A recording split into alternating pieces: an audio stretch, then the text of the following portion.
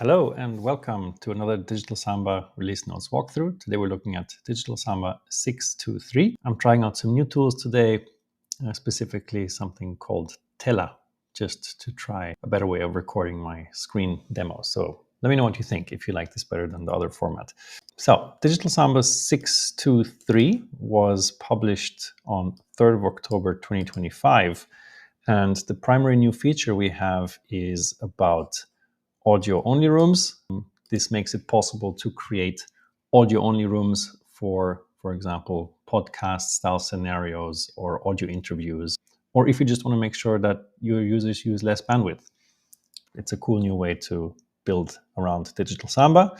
And the other cool feature is around requesting assistance in breakout rooms, which in e-learning scenarios is particularly useful. So let's get stuck right in and have a look at the audio only feature here.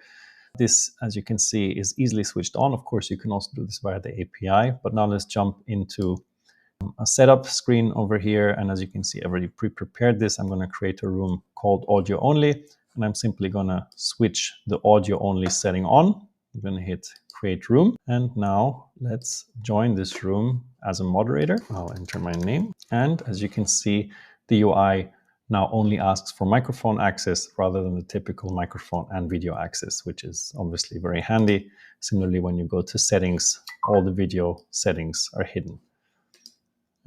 Into this session, you basically don't have any video controls. And this very much is an audio only room, just as you'd expect. So that's the new audio only feature. Okay, so next let's have a look at the request assistance feature. You can really see here in the screenshot how this works. From a moderator's point of view, they see a notification, but let's have a look at what this looks like in a real life session. And I'm using Google Chrome's new split view, where you can split tabs into side-by-side views, which I think is really cool. And on the left-hand side, we have a moderator's view.